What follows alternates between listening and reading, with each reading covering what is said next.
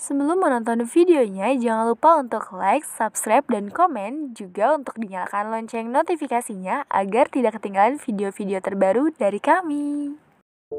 Sepak bola dinilai bukan olahraga yang mahir dimainkan orang Asia. Benua Eropa dan Amerika Latin kemudian Afrika masih dianggap lebih superior. Namun, nama Jepang muncul ke permukaan sebagai salah satu kekuatan baru di dunia sepak bola asal benua Asia. Bagaimana bisa Jepang lahir menjadi kekuatan sepak bola yang patut diperhatikan? Simak pembahasannya oleh Football Time berikut ini. Faktor yang pertama berawal dari tragedi Doha 1993. Semua kemajuan sepak bola di Jepang dimulai pada tahun 1993. Pada ronde akhir kualifikasi zona Asia, terdapat 6 negara, yaitu Arab Saudi, Iran, Irak, Jepang, Korea Selatan, dan Korea Utara. 2 negara teratas dipastikan akan lolos ke Piala Dunia 1994 di Amerika Serikat. Teknisnya, setiap negara akan bertemu di tempat netral, yaitu di Doha, Qatar. Dengan teknis, masing-masing negara akan bertemu sebanyak 1 kali. Pada akhir matchday 4, Jepang saat itu masih memimpin klasemen sementara dengan perolehan 5 poin, sama dengan Arab Saudi yang berada di posisi kedua. Pada peringkat 3-5 ditempati oleh Korea Selatan, Irak, dan Iran yang sama-sama mengumpulkan 4 poin. Sementara Korea Utara berada di peringkat terbawah. Kamis 28 Oktober 1993, 3 pertandingan terakhir grup kualifikasi dilakukan secara serentak. Pertandingan antara Korea Selatan melawan Korea Utara, Arab Saudi berhadapan dengan Iran, serta pertemuan Irak dengan Jepang. Semua pertandingan berjalan sengit, hujan gol terjadi di mana-mana. Laga derby Korea berakhir dengan skor 3-0 untuk keunggulan Taeguk Warrior. Saat peluit panjang ditiupkan, Arab Saudi menang tipis dengan skor 4-3 atas Iran. Sementara di laga Jepang menghadapi Irak, hingga menit ke-90 Jepang masih unggul 2-1. Di pertandingan ini, Jepang memiliki misi yang sangat besar, yaitu memperoleh kemenangan dan memastikan lolos ke Piala Dunia untuk pertama kalinya sepanjang sejarah. Namun, petaka terjadi di menit ke-90, di mana Jafar Omran menyamakan kedudukan menjadi 2-2. Alhasil, dengan semua hasil yang ada, Jepang akhirnya finish di peringkat 3, kalah selisih gol dengan Korea Selatan. Arab Saudi dan Korea Selatan berhak melaju ke Piala Dunia 1994. Saat itu, media Jepang melabeli kejadian itu dengan The Agony of Doha atau penderitaan Doha. Sementara Korea Selatan menyebut berkah itu dengan Miracle of Doha atau keajaiban Doha. Karena gol Irak di menit-menit akhir saat itu membantu mereka lolos ke Piala Dunia. Tragedi Doha menjadi titik balik bagi sepak bola di Jepang.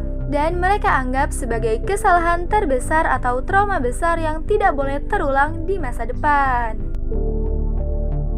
Dan faktor yang kedua adalah bahwa Jepang sudah membuat visi untuk 100 tahun.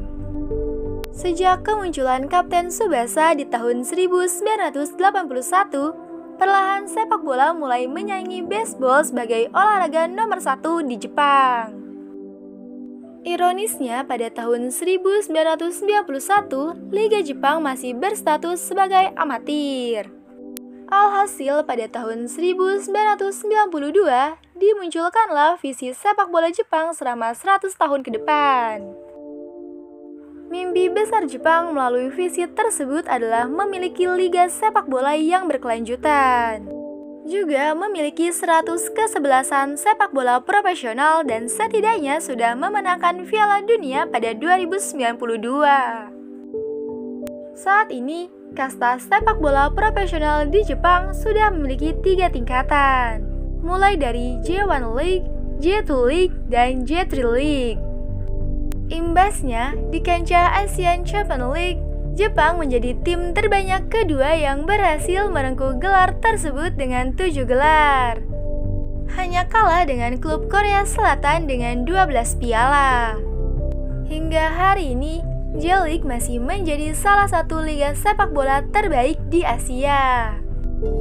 Faktor yang ketiga adalah bahwa Liga Jepang kompetitif sejak usia dini. Meskipun sudah memiliki kompetisi profesional, namun Jepang tetap memiliki kompetisi amatir. Kompetisi tersebut bernama All Japan High School Soccer Tournament, atau yang dikenal dengan nama Winter Kokuritsu dalam bahasa Jepang. Turnamen ini diadakan oleh Asosiasi Sepak Bola Jepang atau JFA, All Japan High School Athletic Federation, dan Nippon Television. Turnamen ini berjalan selama periode liburan musim dingin sekolah selama 2 minggu, dari akhir Desember sampai pertengahan Januari. Tim-tim yang menjuarai level regional nantinya akan diperlakukan layaknya pemain sepak bola profesional. Mereka akan menginap di suatu hotel tertentu dengan latihan yang sudah dipersiapkan sedemikian rupa oleh pelatih dari pihak sekolah. Nantinya saat pertandingan, puluhan ribu penonton akan memadati stadion dan mendukung tim kesayangan. Pertandingan semifinal dan final akan ditayangkan secara langsung di televisi nasional. Tidak heran apabila para anak muda Jepang bersemangat untuk mengikuti turnamen ini dan melanjutkan jenjang karir mereka ke jenjang karir profesional. Yang keempat adalah nasib sepak bola Jepang dulu, kini, dan nanti. Jepang dinilai menjadi salah satu tim terbaik dari Asia di dunia dalam segi teknis permainan. Meliputi sentuhan pertama, umpan-umpan pendek, membangun serangan, serta bertahan. Sejak kegagalan di tahun 1993, Jepang selalu lolos ke 6 edisi Piala Dunia selanjutnya. Bahkan pada Piala Dunia 2002, Jepang dan Korea Selatan menjadi tuan rumah. Kompetisi tersebut menjadi yang pertama kalinya sepanjang sejarah diadakan di dua negara sekaligus. Sejak saat itu, sepak bola menjadi semakin populer di Jepang. Pencapaian terbaik mereka adalah mampu sampai ke 16 besar. Termasuk keikutsertaan terakhir di Rusia tahun 2018. Dalam kejuaraan Piala Asia, Jepang menjadi tim tersukses dengan perolehan 4 piala. Suksesnya tim nasional Jepang tidak terjadi secara instan, melainkan melalui kerja keras dan usaha selama bertahun-tahun. Mulai dari kompetisi lokal yang berkualitas dan pelatihan yang mumpuni, berhasil menghasilkan para pemain yang hebat. Belum lagi faktor X seperti etos kerja, disiplin, mental, serta budaya kerja Jepang yang dinilai luar biasa. Tidak sedikit para pemain Jepang yang bisa berkompetisi di sepak bola Eropa. Tidak sedikit para pemain Jepang yang bisa berkompetisi di sepak bola Eropa. Nama-nama seperti Hidetoshi Nakata, Shinji Kagawa, Shunsuke Nakamura, Keisuke Honda, Shinji Okazaki, Yuto Nagatomo, Nakumi Minamino, Takefusa Kubo, dan masih banyak lagi para pemain Jepang yang memiliki karir bagus di Eropa. Semakin meyakinkan bahwa sepak bola Jepang sudah berada di jalan yang benar. Dengan melihat banyaknya faktor yang mendukung berjalannya sepak bola Jepang sampai hari ini, maka Samurai Blue punya dasar yang kuat untuk bermimpi meraih trofi Piala Dunia.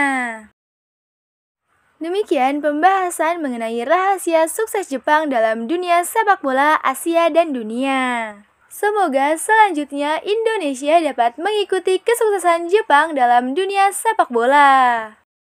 Sampai jumpa di informasi-informasi sepak bola lainnya dan salam olahraga.